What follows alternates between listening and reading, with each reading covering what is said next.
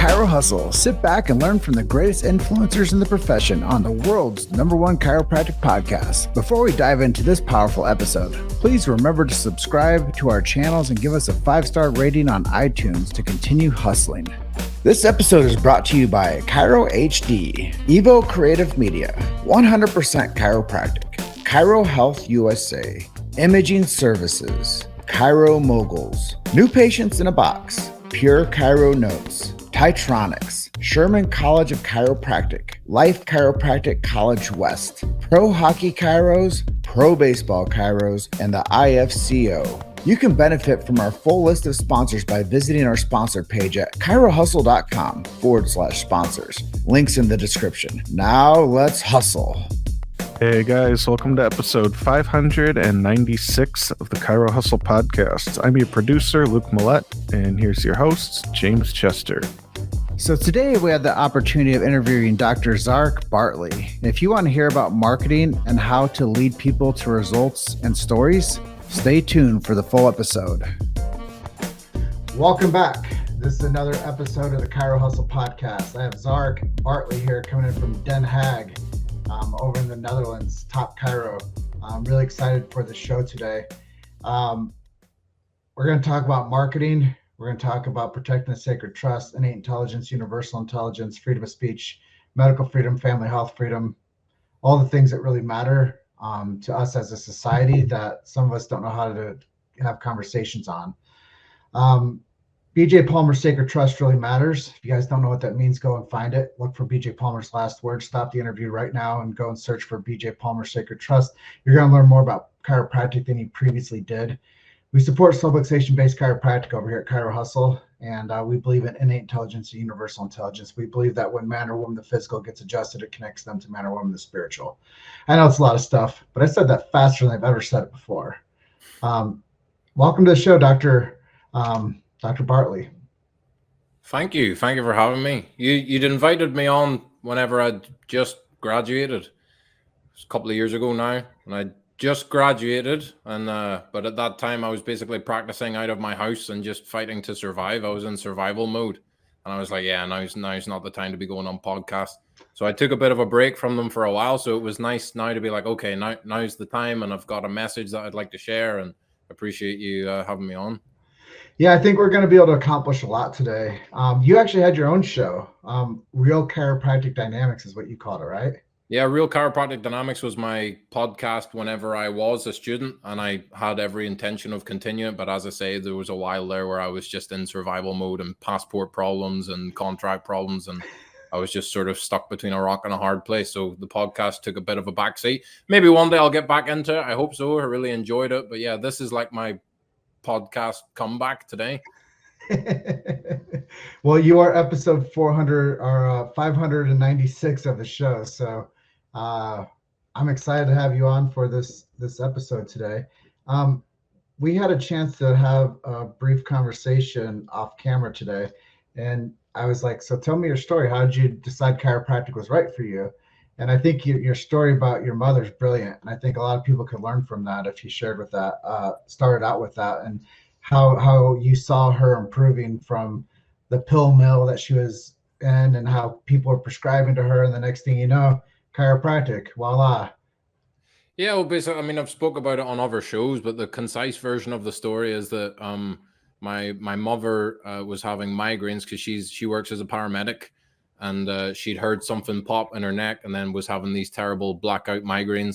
And of course, she went down the allopathic approach, and it was just ibuprofen, amitriptyline, and just muscle relaxants. And she just wasn't having a good time with it. And luckily, a chiropractor managed to talk to my dad and say, oh, bring your wife in. So as a grumpy, teenager, I went there and saw this thing, and it looked bizarre to me. And I thought, what the hell's going on there? And my mom got better and didn't have the migraines and was able to get off the medication, is now a maintenance chiropractic client. And that's what planted the seed for me. That's at about 16, 17. And then I didn't get my first correction until I was 19. And from that moment, I was like, yeah, this is what I want to do. This makes complete sense to me. Yeah, we were kind of chatting offline too. And we're like, how is this? I worked in a clinic for 6 years. And I'm like, how do we need to like teach chiropractors how to communicate? Like, why is that a thing? Like, haven't they like gone through 7 years of school to like communicate and learn? And we're still having to teach chiropractors how to communicate to the public. Like, if people just knew it that easy, it'd be so easy to communicate, right? Well, that's the thing. Like any kind of communication that you're wanting to do, you have to think about what it is that you're trying to communicate, but then you also have to think about the consumption. And this isn't just chiropractic. Like chiropractic's a microcosm for what's actually happening. Even if you take something like Hollywood, like it used to be that you would go to the cinema and that media was portrayed to you through the cinema, but now you're seeing these movies just go like straight to streaming services, and you're going to get it on Disney Plus as opposed to going to the cinema to see it. So the landscape is changing, and then how we consume the content is changing. And I think there's the landscape changing with how content is made and how it's consumed, but also we're in a strange time where the landscape is changing with the public's perception of health. And you're seeing that change in the landscape, and there's people that are becoming very disenfranchised with the allopathic approach to health. So there's a lot changing, and that's what I want to talk about, because it's how chiropractic is represented on social media and how that content is perceived, how it is consumed, and what I would do to change that, really. Well, I'll just tell you straight off, like people, they're here. They're on their device. And whether we like it or not, it's a part of where we're at in our global culture at the moment. And I'm sure you see it in the Netherlands. I see it here in Colorado. You know, I travel all over the United States. I see it everywhere. Like we're consumed on this thing. So we have to learn how to get our message in front of the people, right? Yes, and I've had it where you go down the rabbit hole and you're like, okay, we're all spending too much time on the phones. I spend too much time on the phone. I've got scoliosis. You fall down a scrolling rabbit hole, you just scroll and scroll, and then you've got scoliosis. But you can complain about that and say everyone's spending too much time on the phone. The attention span is changing. It used to be that if you had a message, you could put a 10-minute long video on YouTube. 10 years ago, you could just talk to the camera, and if you had a good message, people would respond. Now you've got people that have a good message, like chiropractors, for example, but they don't know how the landscape has changed and people are consuming that differently. So when I'm on the train home, if I'm on the train and you see 10 people all looking at their phones, look around you when you're on public transport, they're all just staring down at the phone. And you can complain about that, or you can say, oh, well, they're all looking at the phone. So how do we get our message on the phones with them? Yeah. For me, even I knew that audio was a trend. When we started our podcast 6.5 years ago, I knew that people are going to start consuming more spoken word because it's a passive way for people to interact. Mm-hmm. And I knew that people were already like, text neck was already a thing. Like 15 years ago, we were calling it text neck.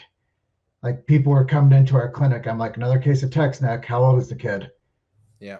And we started seeing the spinal degeneration, spinal decay, like de-evolutionize, like our culture was de-evolutionized. Like we were going back. Like we were like seeing x-rays of kids 14, 12 years old with degeneration of their cervical curve. Yeah. And I'm like, how is this a thing?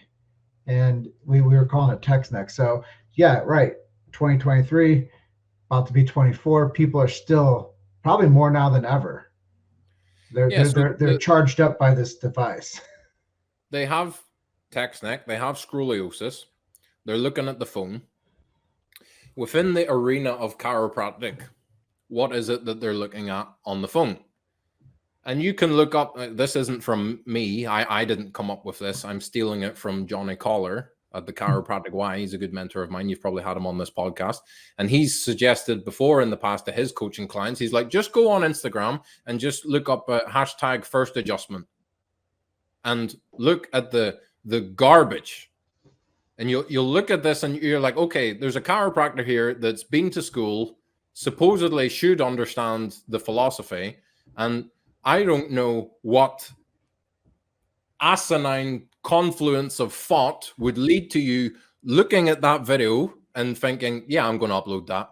Yeah, I'll upload that. That's going to help people. That's going to help build my practice and help the profession. What are you doing? And Instagram's flooded with it. What are we looking at? We were taught the general consensus whenever I was in chiropractic school, the general consensus amongst my peers, amongst my classmates, is that filming adjustments, whether it's, that you're doing a great correction or whether it's just random cracking, we're making cracking videos, and you put that online, that is for your own ego, and that is what is cheapening the profession. So then I thought, as a student, okay, we don't want to advertise the crack. We don't want to just be uploading videos cracking people, but there has to be some sort of context. You're showing why you're doing what you're doing. You're showing the results of what you're doing. And okay, maybe it's not as engaging or it's not going to go viral as easy, but there would still be ways to do it that you could really educate people about what it is that we do and how we get the results that we do. Well, 2 points. First point, if people were not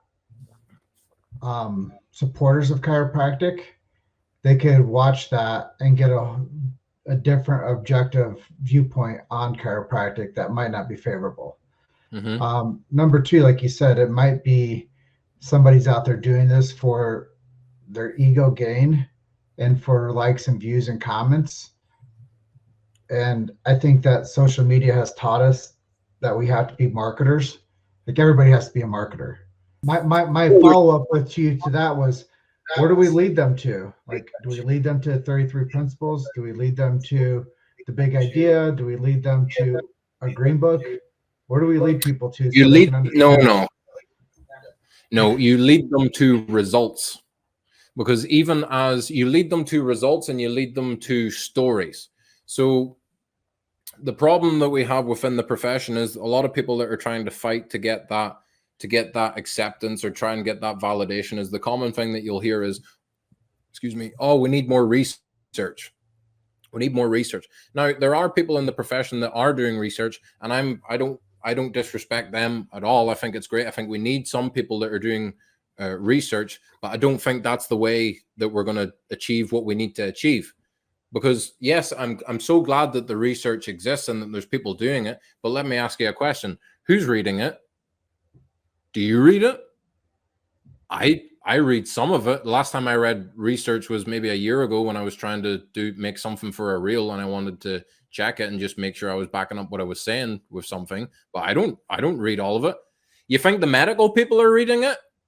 Do they read your chiropractic research? I don't think they do. They don't care. And the mother with 2 children that's trying to make the health decision for her children doesn't care about your research.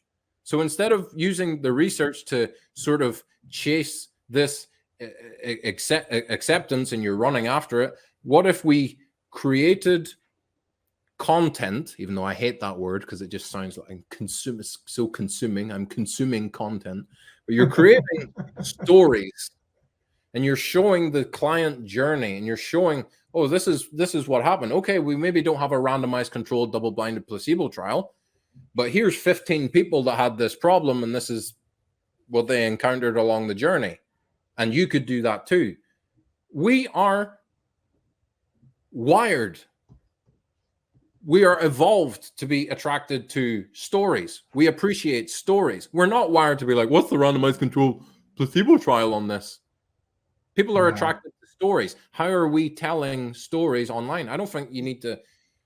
I think 33 principles is great, but I don't think the mother with 2 children cares about that. She cares like, oh, little Timmy has asthma, and you're saying that chiropractic can help him with his asthma? That's a cool story. That's something I can get on board with. Mom gets lost in philosophy. Mom gets attracted to no more earaches. Mom gets attracted to colicky babies not crying and they can sleep.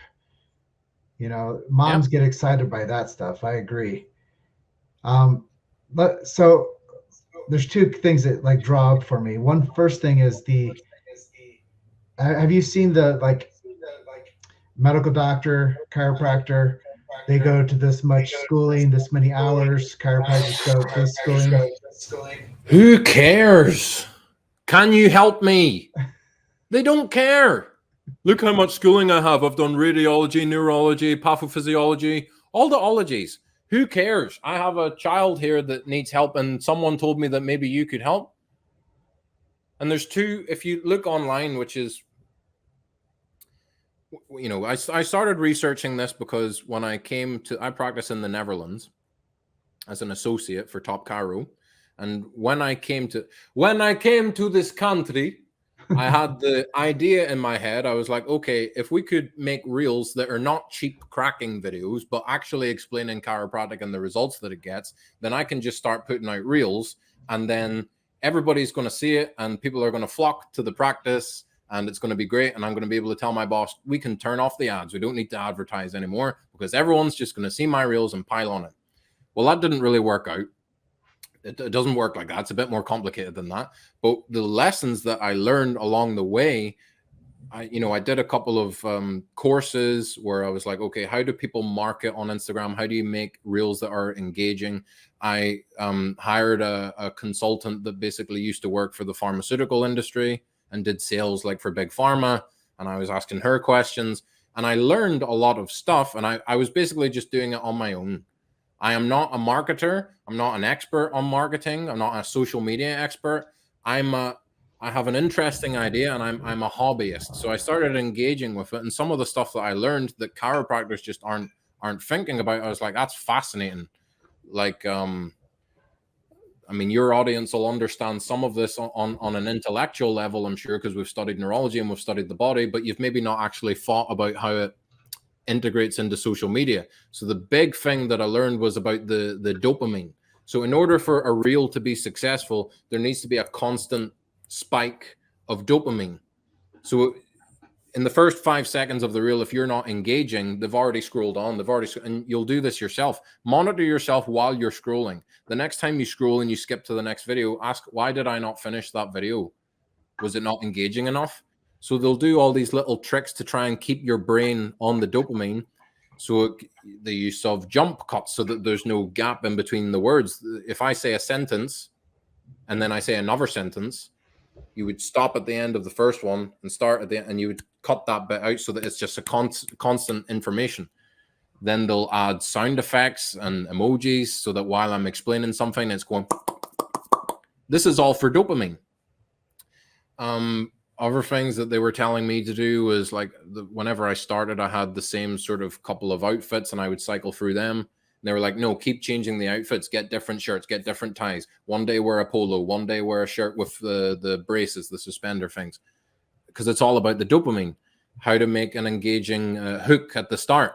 So this is what a lot of the chiropractors online who aren't just posting cracking videos, they're trying to be informative. There are ones trying to do that, but they don't know this stuff. So instead of saying, hello, everybody, it's Dr. Zarak, and today we're going to talk about the atlas and its relationship with perhaps you're having migraines. No. For the first couple of seconds of the video, you say, here's how the first bone in the neck is causing you to have migraines. And then you go into the information. So I was learning this stuff, and I was a hobbyist. I was just doing it myself. I was doing the editing myself, writing the script myself. And yeah, okay, I'm not an expert at it. It's a bit rough at the edges, but slowly I started to see the result. I started to see people coming through that have basically, they talk about bingeability. So it's like when someone goes onto your profile, how likely is it that they're going to binge watch all of your videos? Because when that happens, they come in, they already know that it's a plan. They already know that it's going to take time. They already know how I work. And I've had people come in, again, it's just a little trickle. That's why I'm talking about this, because you'll see people coming in. They're like, yeah, I saw your videos. It really resonated with me. And I think that this can help me. And then when it comes to you explaining the plan and going for the close, they've already, before they even contact you, they knew they were going to buy. There's no sales, really. You're just, this is what we need to do. This is how much it costs. And they're just like, okay. So there is potential if we do it right, if we got the right team together, to think, okay, how do we communicate it in the best way and then get even better quality editing? Because I'm not an editor, I'm a chiropractor. But if you had someone that just eats, sleeps, and breathes editing the way we eat, sleep, and breathe chiropractic, you can make a really engaging video. And yes, it's going to cost more, but it's going to educate the people in your community more as well. Wow. Marketing does matter. Yeah.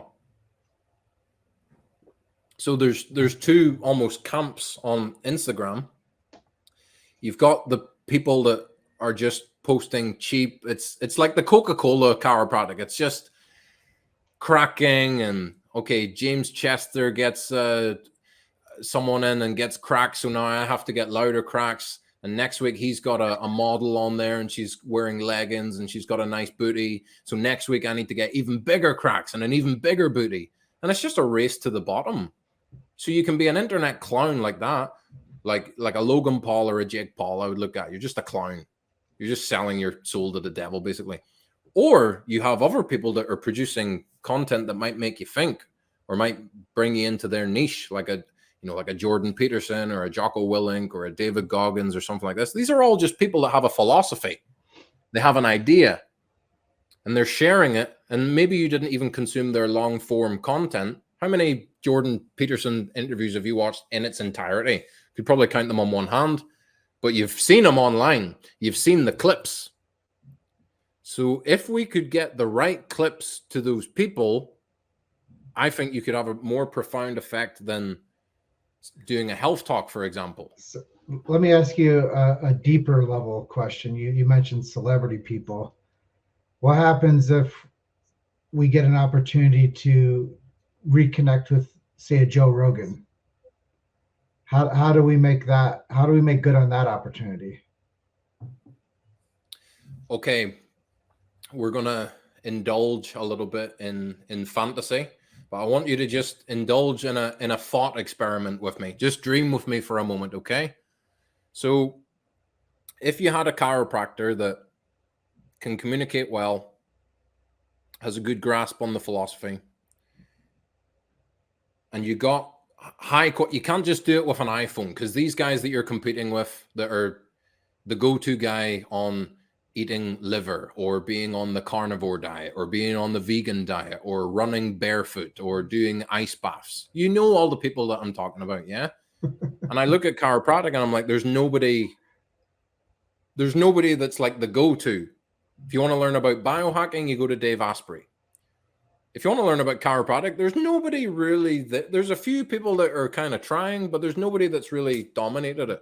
The way that I would do that, and I'm not saying I'm the one that's going to do it, I'm just sharing an idea, is that if you had someone with a good grasp on the philosophy, good adjusting skills, good communication skills, and you got like high definition cameras, you got a team together and you filmed stuff and you had it all written out perfectly. And once you have it all written out, that you have this idea that you want to share, there's other people in the profession that would be perfect to help with that. You've got people that are really good at the philosophy. They've got such a good grasp on the philosophy.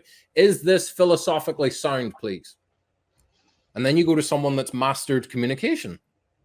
Look at someone like Brad Glowacki. I haven't been to Brad Glowacki's seminar. I will at some point, but he's obviously a master at communicating the message of chiropractic to people. You go to someone like Brad Glowacki and you're like, this is what we're trying to say. And he says, no, don't say it that way. Say it this way. I would change this word to this. So then you spend money getting high production value clips, and then you start putting those out. And you don't just put it out from one account, you send it to a bunch of different chiropractors. And we just start putting, so now when you go on the algorithm and you type in first adjustment, it's not someone with a towel around their neck and they're making stupid noises and it's all hype and clickbait. You actually see good quality with graphics that are beautiful, and the brain sends the signal down through the spinal cord and out through the nerves, and you make it very engaging for people. That person would then be the go-to for chiropractic. That's when you would then start getting invited to events and podcasts, and that's when you could actually start showing it to the public. Then if that worked, what you could do is, let's say you had some sort of agency, you had like a studio that does it, you had people that help write the script. You have people that help make sure that it's philosophically sound. You have people that know the sales and they just know how to use their words to communicate things better. And you have this system set up. Then you could say, okay, I have shown that this works because it's gone viral and it's now working for me. We can now show other chiropractors how to do the same in their community. You made it to Chiro Hustle. Sit back and learn from the greatest influencers in the profession on the world's #1 chiropractic podcast. This episode is brought to you by Chiro HD, Evo Creative Media, 100% Chiropractic, Chiro Health USA, Imaging Services, Chiro Moguls, New Patients in a Box, Pure Chiro Notes, Titronics, Sherman College of Chiropractic, Life Chiropractic College West, Pro Hockey Chiros, Pro Baseball Chiros, and the IFCO. You can benefit from our full list of sponsors by visiting our sponsor page at chirohustle.com/sponsors. Links in the description. Now let's hustle. Yeah. In other words, we go ahead. I don't know. I'm following you on this whole journey. And I think creating a chiropractic dream team would be essential, and bringing people together. You know, I was in a mastermind for a while. I still am, but we call ourselves the Chiropractic Avengers. And I think it's interesting because I come from it from a different perspective of not being a chiropractor. And I meet with guys in their 50s and 60s. And I talk to them about what we can do to make the profession better. And they love what we do, you know, and I'm like, well, you know, we do produce off of like a shoestring budget. You know, we have people that like support us and we support them. But I was like, imagine if we had a $10,000 marketing budget for Chiro Hustle every month, what we could actually accomplish. And yeah. I think that's a part too, is there are people out there, like you're saying, that are doing the work. Like I could imagine if I got a chance to sit in front of Joe Rogan, what the hell that guy would think about the things I share with him about this profession and how it can make an influence on his life, and why I think he messed up by finding the wrong practitioner. And I think that if we got people that really believed, like Keith Wasson, guys that aren't chiropractors, and you put them in front of the right audiences, the message gets received differently. It's just different. Like I read Keith's stuff all the time, and I can't write like him. And I'd be hard pressed to think that he could do an interview like this. Yeah, well, there's a great example. So Keith Wasson, he's doing the work, and he's taking that information which I'm sure you and I would agree with, but the way that he shows it to people, I'm like, I don't know if that's going to get out to the most amount of people. Whereas if you had someone that can take that information and now you put it on every single phone, on every single train journey, on every single adolescent, whoa, that's it. And that's why this conversation really matters. Because the way to get to Joe, and I'm not trying to like make the whole show about that, is to advertise with him. The AG green, the whatever, the greens that he advertises, ZipRecruiter, whoever's on his platform. Chiropractic should be advertising on that show. I understand what you're saying, but I still think that you're trying to convince someone. It's the same as the research thing. Like you're trying to convince, let's just document it and show. Which opens up another can of worms, because now I'm like, well, instead of me just saying how chiropractic works, what if I got my clients to say it on camera and share their story? And that's another whole can of worms. It's hard enough to get chiropractors. You know, you've got more power in this device to reach more people than every great chiropractor that came before you. You've got the power to reach more people than Clarence Gonstead, than Jim Sigafus, than BJ. But you're afraid to talk to a camera. And that's with people that actually have something to share. That's people that have a good grasp on what we're trying to achieve here. Whenever you bring that to a normal person, oh my God, they poop their pants. Like, would you be willing to talk on camera and share your story? Oh, I'll write a review, but don't film me. I'm like, it's not this high pressure situation. I'm going to be sitting there beside you, guiding you through it. Oh no, I can't do it. But I think for the clients, they at least have an excuse because they are normal people with normal jobs and normal lives. They're not usually used to talking in front of a camera. Okay, I can understand that. But chiropractors, like, your message and the way that you can help people is much greater than your fear of talking to a camera. If you're afraid of talking to a camera, get over your fear of talking to a camera. And by the way, I'm not that confident on camera either. Hard to be confident on camera with this accent. Yeah. But if you record something and you don't like it, just simply don't upload it. You don't have to upload it. There's no pressure. I don't understand why they feel so much pressure talking to a camera. They'll talk in front of a group of 30 people, 50 people, 100 people, but they won't talk in front of a camera that you can just delete if you don't like it. I don't understand. So coming into 24, what's going to be the most essential thing for chiropractic to get its message to more people? Organizing the way that it's perceived on the fastest growing platforms. Instagram rewards you more for reels. You'll get more engagement on a reel because they're competing with TikTok. Again, I'm not a marketing expert. I just know that TikTok's rising. So then Instagram, we're going to include a reels function so that we can compete with them. So you uploading a post, whether it's a nice carousel post or a picture or a testimonial, the algorithm's not going to really care about that. But if you have a very engaging video and you have a story and you're able to communicate in a good way, you'll get a lot more engagement. So we're in a really good time where the public's looking for the message that you want to deliver, and the social media platforms are set up in such a way that all of their attention is on that platform. So what you're saying is we need to take production to the next level. Yes, it's not enough. It's not enough for you to have your iPhone there. I come from a personal training background, and I've seen, as I've studied chiropractic, the personal training industry's content creation has gone up exponentially. So if you are a personal trainer and you want to share a message, it's not enough for you to just be there with an iPhone, because you're competing with a personal trainer that has a HD cameras, not an iPhone, and has an editing team, and it's coming up, it's giving you the graphics, and it's giving you all a very engaging piece of it's almost an art form in itself. This whole thing's almost an art form in itself, is getting people to stay the whole way through a reel and engage with it. And chiropractors, between the clowns that are just uploading correction videos and the chiropractors that have good intentions, but they're really not very engaging at all. They have good quality information, but it's just filmed on an iPhone and it's a little bit boring and there's no jump cuts. I'm interested in it because I'm a chiropractor, but I'm watching it and I'm like, yeah, the mother of two kids is not going to, she's skipped 5 seconds into the video because this is not engaging. You do not understand marketing. Not that I do. I just engaged in a little bit.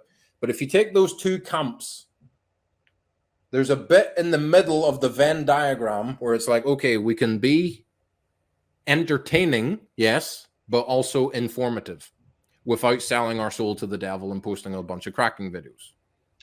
No, there's nobody doing it. Maybe someone listening to this is the person to do it. I'm trying, but I'm a chiropractor. I'm doing it all myself. But maybe there's someone out there with a bigger budget than I have, and this might wake them up a bit. Yeah, that's why we do Chiro Hustle. 6.5 years ago, I said, what can I do to add more value to the profession? I said, well, I'll just keep on telling the stories through the voice of the chiropractors, which gives them a platform to at least find a targeted audience where 60,000 people a month listen to our show. And I'm like, maybe somebody out there is listening who will hear one of these chiropractor stories, or however long it takes. But the world needs more positive information on the profession coming from the practitioners also. So even though that this is long format for a reel, people are consuming podcasts at record numbers. And they're listening to spoken word because it's passive. So I believe that the great effect that we want is going to be through multiple channels. It's going to be through these Instagram things. I don't want to do that. Honestly, I don't. I do not want to be it's not fun. Reel maker. No, it's not fun, dude. It's really not. I've done it, and it sucks. And that's why I was like, okay, you can do it on your own and it'll be decent. And you can go and look at my stuff where, yeah, I mean, it's okay. I put some effort into it, but I can't maintain it at the sort of pace, because I wouldn't sleep. You need people that are experts at editing, experts at shooting things, experts at getting the sales copy right, getting the hashtags right. I don't know how to do all that. Well, but we have people like Brad Glowacki. We have people like Matthew Loop. Imagine if you had those guys on your team. Imagine if you could get them all in a room together and they say, we're gonna change chiropractic consciousness in the public eye, and we're gonna do it through short form content, which then leads them into the practices where they can actually get the message. That's how you're gonna change someone's mind. I don't think you're gonna change someone's mind respectfully with a research article or a carousel post or going on Joe Rogan. You do that by showing them the results. You do that by showing them the stories. You do that by showing them, okay, maybe I don't have a research paper, but here's 15 people that had the same problem as you. And we've documented the whole thing, and they look like you and they talk like you and they had the same problem as you and the same complaints as you have. And they've been through this process. And what's changed in your life? And they let them do the telling. So Google reviews, do they matter? Oh yeah, of course. Yeah, I mean, people are going to look at Google reviews before they come in. Yeah, of course. So and I ask people for Google reviews, but what's next? What do you mean? Like Google reviews are a thing, TikTok's a thing, Instagram Reels is a thing, podcasting is a thing. What's next? Like what's going to be the next wave of attention, validation? Well, I think we're in it. I think you're witnessing that change. It's short form content.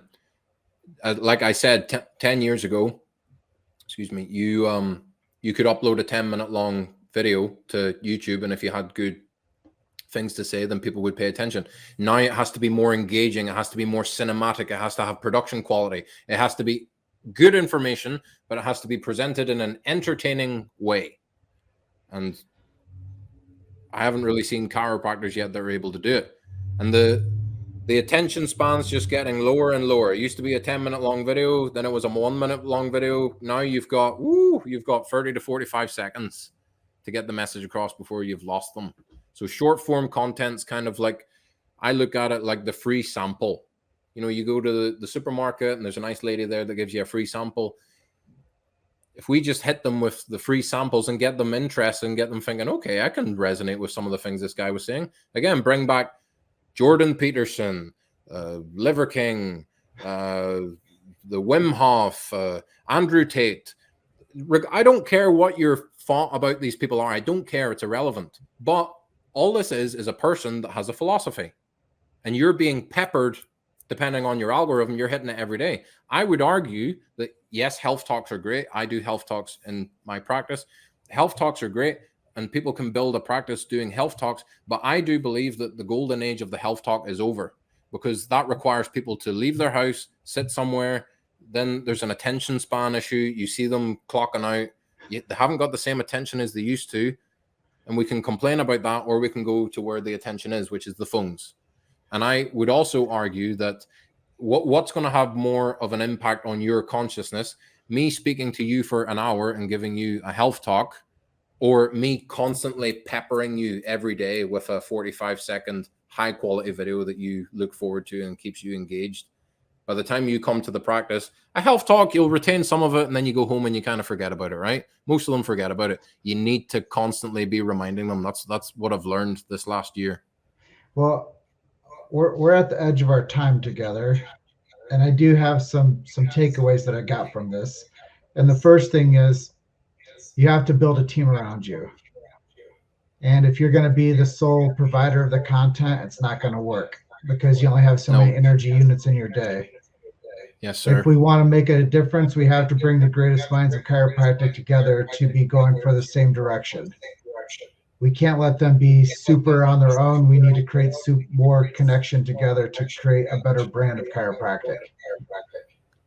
And, you know, after 1,300 interviews, I'll tell you that we just need more people to step up and to do it. People talk about problems a lot, but they don't offer solutions. So I think it's really cool today that you said, hey, I'm not a marketer, but I've done my best to understand marketing. And this is how we can make the profession better moving forward. So I think there's some really good takeaways. Show people the journey. And I think that you can't tell that story about your mother enough, because the world needs more stories like that to inspire people. Can you imagine if in that waiting room, if there had been someone there with a camera and some decent recording equipment and say, oh, Mrs. Bartley, before you go for your first visit, do you mind if we just ask you a couple of questions? Could you share with us your story? And have her sitting there. I'm on a prescription. I remember her saying, I feel like I'm walking on marshmallows. Every time she stepped, she felt, because she was on all these muscle relaxants.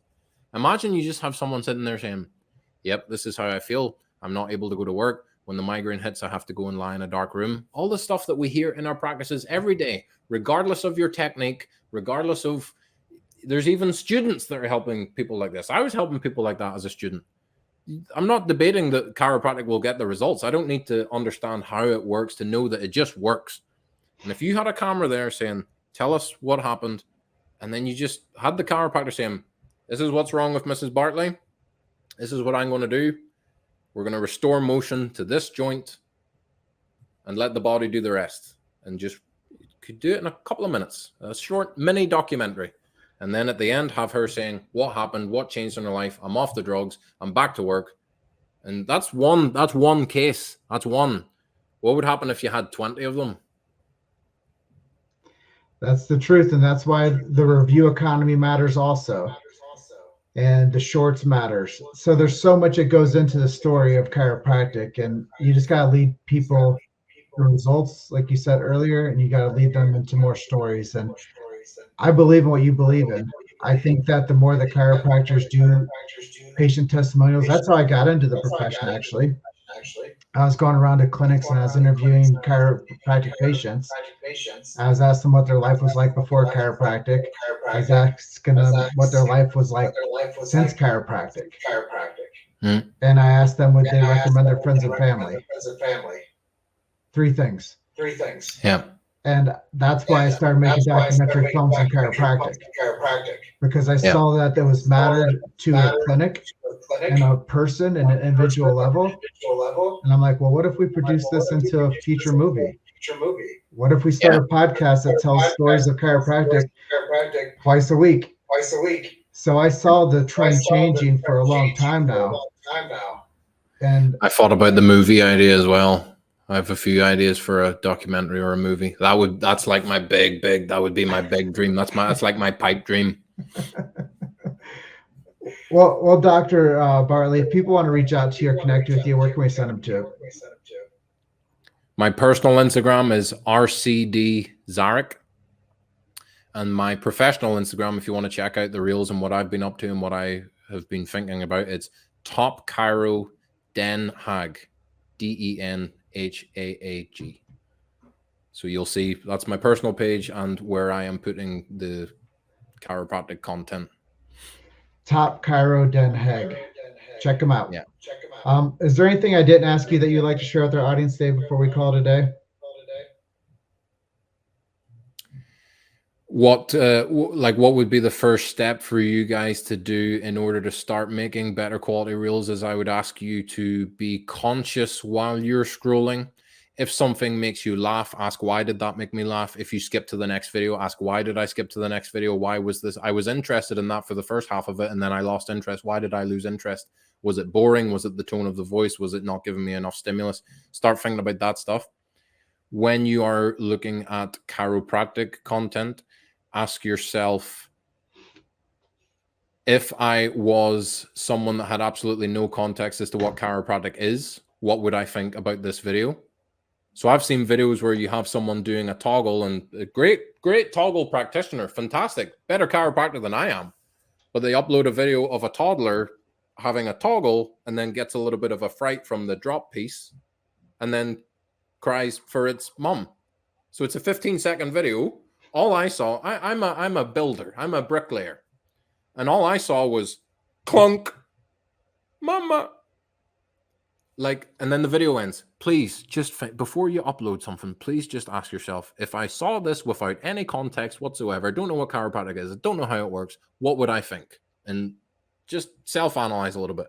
Then every time that you see a piece of chiropractic content that you like or that you think is a good message, but that you think it could be made better, save it. Have an album on Instagram. You can save it, and you can save it to a different album, and just get a chiropractic folder and start making a folder. And then when you actually start making the content, if you so see fit, you'll actually have a backlog of stuff there that just plants the seed or gives you a bit of an idea of which direction you want to go. That's what I did. That's all I did. We used to call those I'm an old school copywriter. That's what I went to college for, is journalism. And we used to call those swipe files. We'd create a swipe file of things that we liked. Yeah. All right. Well, thank you for being episode 596 of the Chiro Hustle podcast. Hope to be back on sometime. It was a longer episode than I typically run, but I really appreciate the opportunity to talk about things that are meaningful to people that are curious about how we can make the direction of media and chiropractic be more impactful long term. So stop uploading without thinking and create great content to engage your stories. Have a good night. Thank you very much. Appreciate you. Bye. Bye for now. Thanks for listening to Chiro Hustle. Don't forget to subscribe and check back next week to continue hustling.